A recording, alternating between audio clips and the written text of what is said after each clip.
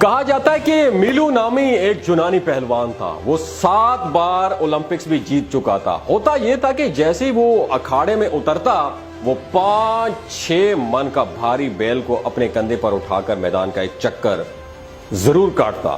یہ دیکھ کر ہی مخالفین اعصاب کی جنگ ہار جاتے اور جیت میلو کا مقدر بن جاتی۔ ظاہر ہے کہ ہم جیسے لوگ بھی اس کو دیکھ کر حیرت زدہ رہ جاتے ہیں۔ اٹھانا تو دور کی بات ہے، اس کے پیچھے ایک کہانی ہے جو میں آپ کو ساتھ شیئر کرنا چاہتا ہوں۔ میلو نے جب پریکٹس شروع کی تو اس نے بیل کا ایک بچہ لیا، وہ اس بچے کو اپنے کندھے پر اٹھا کر میدان کا چکر کاٹتا۔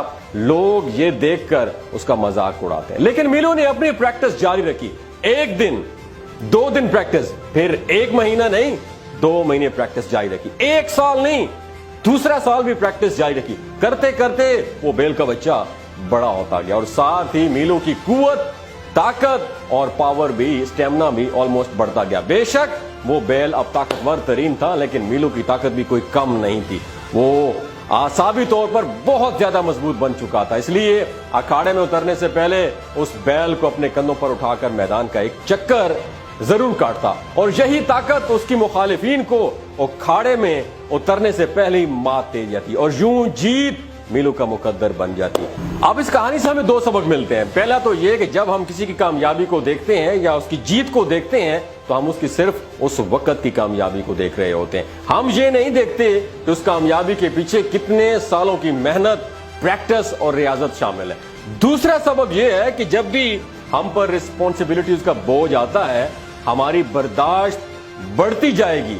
جتنا بوجھ بڑھتا جائے گا اتنے ہم مضبوط ہوتے جائیں گے، اتنے زیادہ ہم ذمہ داریاں اٹھانے کے قابل ہوتے جائیں گے۔ دوستو اس لیے یاد رکھنا، آپ سے بات کر رہا ہوں جو مجھے آپ سن رہے ہیں، کبھی بھی مشکلوں پریشانیوں سے گھبرایا مت کریں، یہ آپ کو حوصلہ دیتی ہیں، طاقت دیتی ہیں، آپ کی برداشت بڑھاتی ہیں۔ مشکلات سب کی زندگی میں آتی ہیں دوستو، لیکن یہ آپ کو کچھ نہ کچھ ضرور سکھا کے جاتی ہیں۔